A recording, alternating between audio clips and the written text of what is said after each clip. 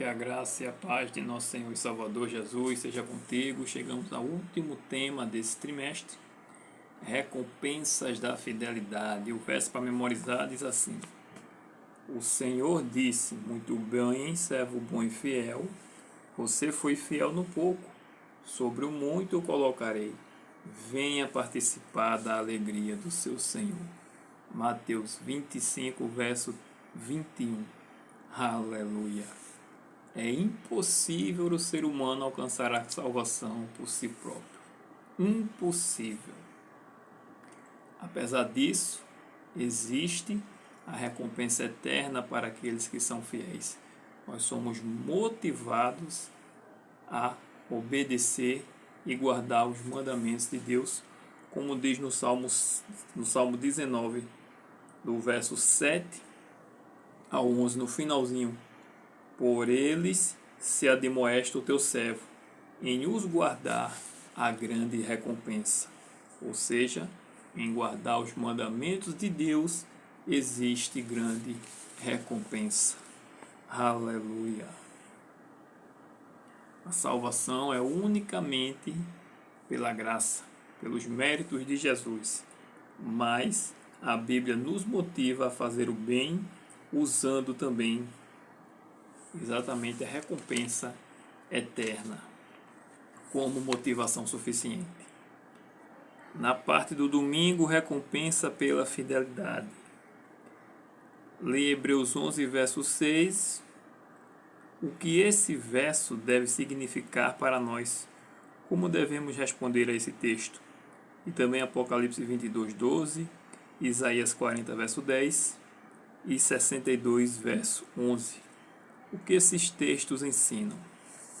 Lendo Hebreus 11, verso 6, está escrito o seguinte: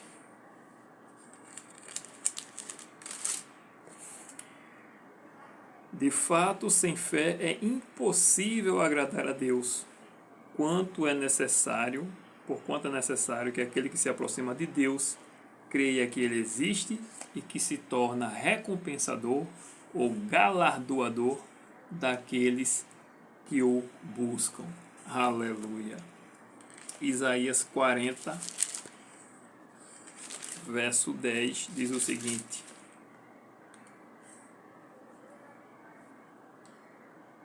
Eis que Deus Jeová virá com poder e o seu braço dominará. Eis que o seu galardão está com ele e diante dele a sua recompensa. Aleluia. Em Isaías 62, verso 11, diz o seguinte: Eis que o Senhor Jeová fez ouvir até as extremidades da terra estas palavras. Dizei à filha de Sião: Eis que vem o teu Salvador. Vem com ele a sua recompensa e diante dele o seu galardão. Aleluia. Então, o que esse verso deve significar para nós e como devemos responder a esse texto? Devemos agir pondo em prática a nossa fé por meio de obras de obediência. Aleluia.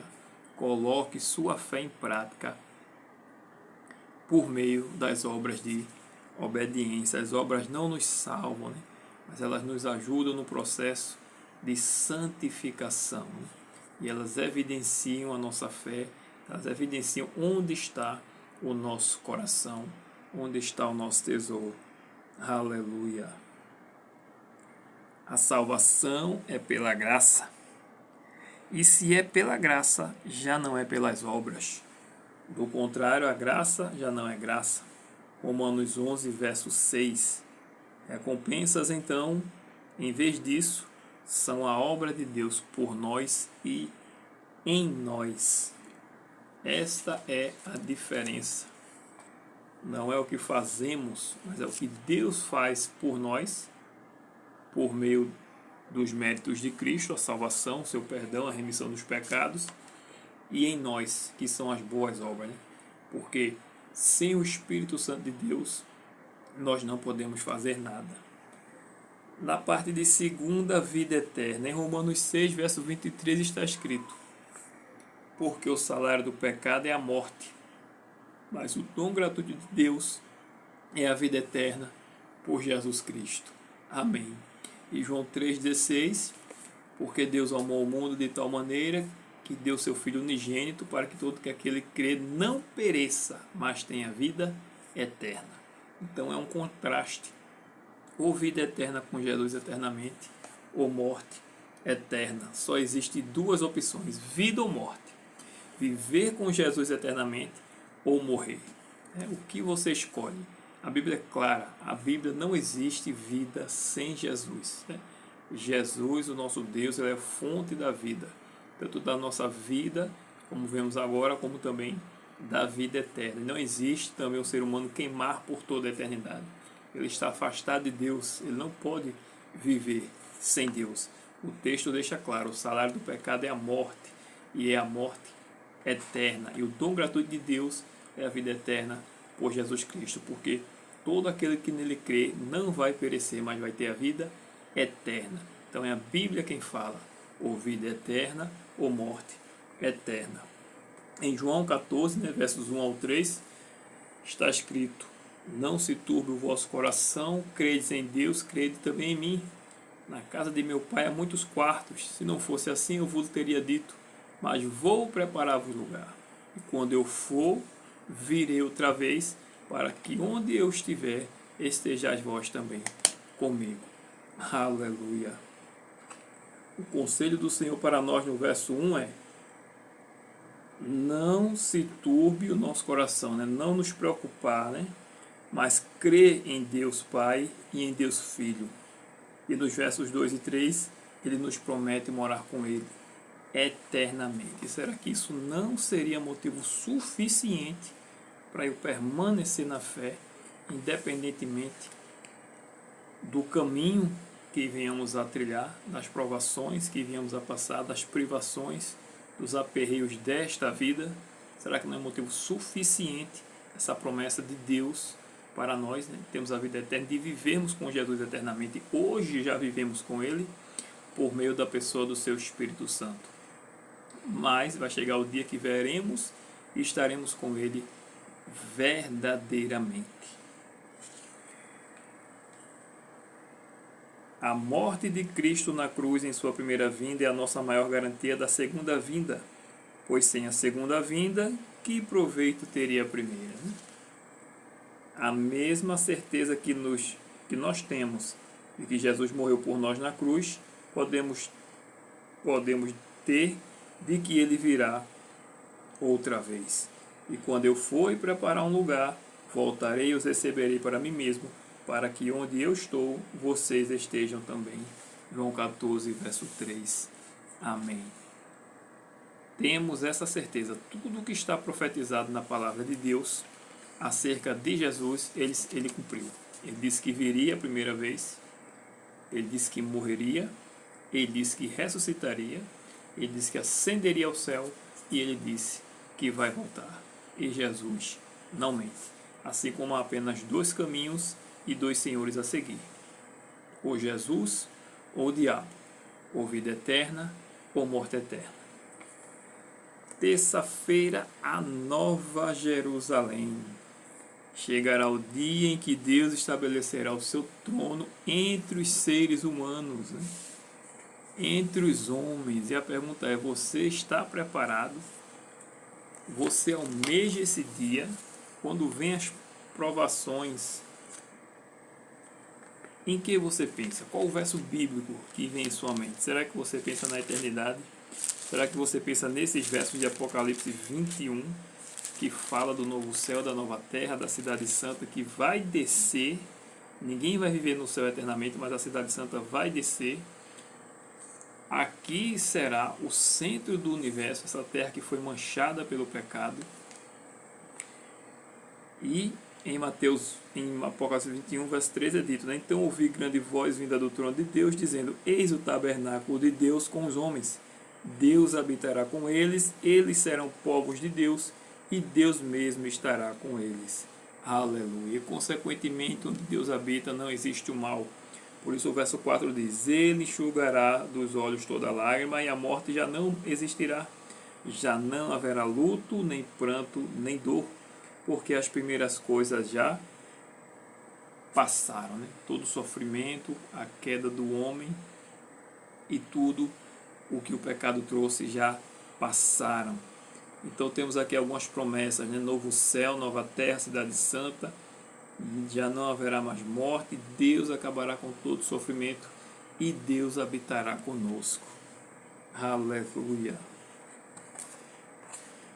Em Apocalipse 22, verso 3, por exemplo, é dito: nunca mais haverá qualquer maldição, nela estará o trono de Deus e do Cordeiro, os seus servos o servirão, contemplarão a sua face e na sua fronte está o nome dele. Aleluia. O nosso caráter tem que refletir o caráter de Deus. Quando fala aqui em fronte, em nome, está se referindo ao caráter, né? A glória de Deus, que é o seu caráter. E no verso 8 diz aos que vão ficar de fora: quanto porém aos covardes, outras traduções, os tímidos, que são aqueles que sabem o que é correto, mas por medo, por vergonha, por seja qual for o motivo, por não querer caminhar no caminho estreito, eles não assumem um compromisso firme com Cristo, por medo muitas vezes da zombaria ou de perder o emprego. Aos incrédulos também ficarão de fora, que são os ateus, aqueles que não acreditam, né, e ainda fazem chacota, né, de Deus, dizendo que Deus não existe, fazem piada e julgam o crente como se fosse burro. É impressionante quando você estuda o sistema solar, quando você estuda, por exemplo, o sistema solar, você vê também na natureza os animais, o crocodilo, né, com todos aqueles detalhes, e você acreditar que aquilo ali nasceu de uma explosão ou nasceu do nada. Aí eu pergunto, quem é o burro da história para acreditar numa coisa dessa? É impressionante. Continuando, o verso fala dos abomináveis. Quem são os abomináveis? São aqueles que praticam abominação. Mas o que é abominação? Abominação é comer carne proibida, de Levítico 11, que Deus chama de abominável a carne de porco, que muitos ensinam errado, né, dizendo que Jesus veio para que você pudesse continuar em pecado, dizendo que Jesus abençoou a carne de porco. Isso não existe. Lá em Isaías 66 fala que ele destruirá aqueles que comem carne de porco e rato. Os abomináveis são também aqueles que praticam sexo com pessoas do mesmo sexo, contrário à natureza, contrário inclusive à ciência, e tanto falam de ciência por aí, mas eles negam, né, a ciência. Por exemplo, o que é uma mulher? Né? Uma mulher não é só porque ela tem uma vagina, né? Mas se você for olhar o corpo humano, você vai analisar, você vai ver muitas diferenças entre um homem e uma mulher, mesmo que se faça uma cirurgia para supostamente trocar de sexo, porque o corpo de um homem é maior do que uma mulher, os seus membros, coração, seus órgãos, né? A fala do homem também, por exemplo, o homem não vai ter útero, ele não vai ter o orgasmo feminino, né? Então como é que pode dizer que porque ele trocou de sexo agora ele é uma mulher, né? E afora na sua natureza lá que é XY e a mulher é XX. Então temos agora que negar o óbvio, né? Que a pessoa quer viver na prática da imoralidade, é um problema dele. Mas querer impor às pessoas, né, dizer que a grama é rosa quando a grama é verde, realmente fica muito complicado. Contudo, devemos ter paciência, né, e procurar de maneira cristã,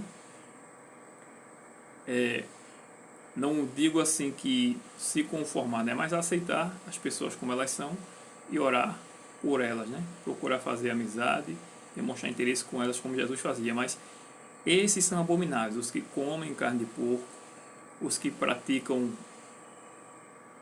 coisa fora, né, do casamento, no questão da homossexualidade, e também aqueles que fazem intriga, né, sem meio contenda entre os irmãos. Está lá em Provérbios também, que fala sobre isso: 6 coisas que o Senhor aborrece e a 7ª ele abomina, que é aquele que exatamente cria contenda entre os irmãos. Esses ficarão de fora também da cidade santa. Aos impuros, né, que são aqueles que praticam sexo fora do casamento, aos feiticeiros, aos idólatras e a todos os mentirosos a parte que lhes cabe será no lago que arde com fogo e enxofre, a saber, a segunda morte. A primeira morte é essa morte física que temos, e a segunda morte é a morte eterna. E idolatria é tudo aquilo que coloca você, que aliás coloca outra coisa no lugar de Deus. Pode ser você mesmo, pode ser um Deus para você, pode ser o seu dinheiro, pode ser o seu cargo. Tudo aquilo que se coloca acima de Deus, toma o lugar de Deus, que a Ele pertence, que é ser adorado, se configura em idolatria. Na parte da quarta-feira, o acerto de contas. Em Mateus 25, temos a parábola de um homem que confiou seus talentos e ele confiou seus talentos aos seus servos, né? E ele viajou para um país distante. E depois ele volta para o ajuste de contas, né? Saber como foi que lidaram com os talentos, né? Com seus recursos. E assim também se dará na vinda do Filho do Homem, né? Na vinda de Jesus.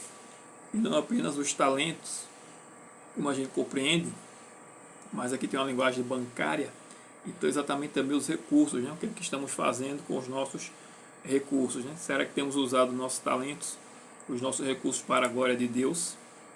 Né? Se o nosso nome hoje passar nos registros celestiais, será que estaríamos aprovados? Será que estaríamos aprovados, né, nesse acerto de contas? Mateus 25 também,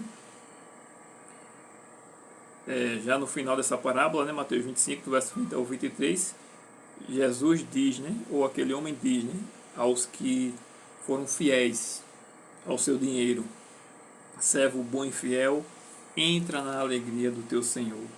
Aleluia. Enquanto o servo que se mostrou infiel perdeu o reino. E da mesma forma irá acontecer quando Jesus voltar. O fiel entrará no gozo de Jesus e o infiel entrará no lago de fogo e enxofre. Misericórdia. É o acerto de contas, né? Na quinta-feira, olhando para a recompensa. Romanos 8, dos versos 16 ao 18. Como o conhecimento de que ele era um filho de Deus, no caso de Paulo, foi um fator em sua fidelidade. Lá em Romanos 8, verso 18, por exemplo, vai dizer o seguinte: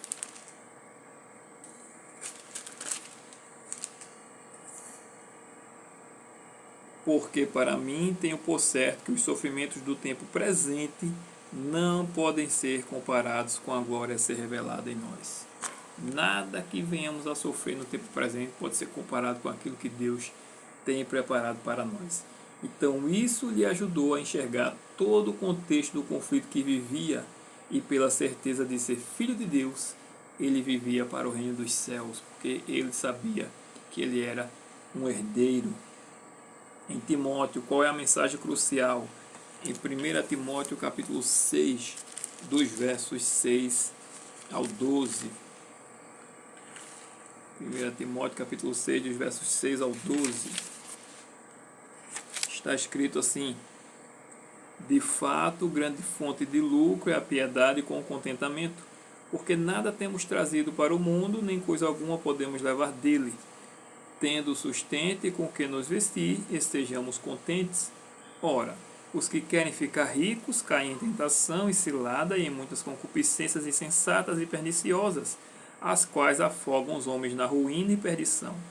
Porque o amor do dinheiro é raiz de todos os males, e alguns nessa cobiça se desviaram da fé e a si mesmo se atormentaram com muitas dores. Verso 11 e 12, conselho para nós: tu, porém, ó homem de Deus, tu, porém, ó mulher de Deus, foge dessas coisas, segue a justiça, ou seja, a obediência a Deus, segue a piedade, a fé, o amor, a constância, a mansidão, combate o bom combate da fé, toma posse da vida eterna, para a qual também foste chamado, e de que fizeste a boa confissão perante muitas testemunhas.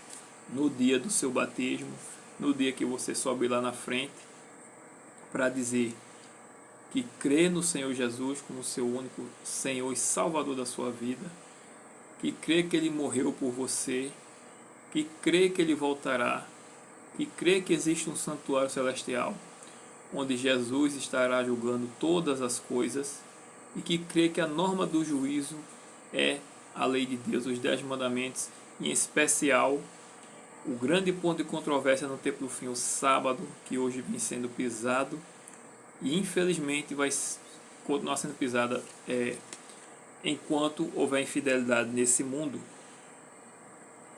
Então veja, do ponto de vista bíblico, primeiro pergunta qual a mensagem crucial nesses versos que a gente acabou de ler. Viver com contentamento, sendo fiel à sua confissão de fé. Do ponto de vista bíblico, prosperidade é ter o que você precisa, quando precisa. Não é estar acumulando bens. Prosperidade também é reivindicar a promessa de Deus, como diz lá em Filipenses 4, verso 19. E o meu Deus, segundo a sua riqueza em glória, há de suprir em Cristo Jesus tudo aquilo de que vocês precisam. Aleluia. Prosperidade é ser grato pelo que você tem no Senhor e confiar nele em todas as coisas. Deus não promete aos seus filhos que todos eles serão ricos nos bens deste mundo. Se a teologia da prosperidade fosse verdadeira, todos os cristãos, aqueles que acreditam nisso, seriam ricos. Mas, na verdade, Jesus diz que todos os que têm vida piedosa sofrerão perseguição. O que ele oferece é melhor do que qualquer riqueza do mundo. Ele diz: suprirei suas necessidades, e aonde quer que você vá, eu estarei com você. No fim, o Senhor dará aos seus fiéis verdadeira riqueza, responsabilidade e vida eterna. Aleluia! Não tem maior recompensa do que essa. O amor ao dinheiro, portanto, como é dito lá em Timóteo, é a raiz de todos os males. Devemos viver com contentamento, fugir do amor ao dinheiro e as coisas fúteis desta terra. Fugir do amor ao dinheiro, fugir das coisas fúteis desta terra, e tenha certeza, você é filho de Deus e que isso o ajude a viver para o reino do céu, pois a recompensa é certa, nossa herança é certa. Viva na certeza que você é o Filho de Deus. Aprenda a harmonizar salvação pela fé com a recompensa segundo as suas obras. As nossas obras nada mais são do que Cristo agindo dentro de nós para nos dar poder para obedecer e ajudarmos também o próximo. Que Deus seja louvado, que Deus te abençoe. Próximo trimestre, a minha lição está aqui. As 3 mensagens do Apocalipse. Vamos falar de assuntos proféticos dos quais eu gosto muito. E tudo que devemos fazer tem que estar voltado para as 3 mensagens angélicas. Tem que estar como base essas 3 mensagens angélicas, que é do Evangelho eterno. Que Deus seja louvado. Amém.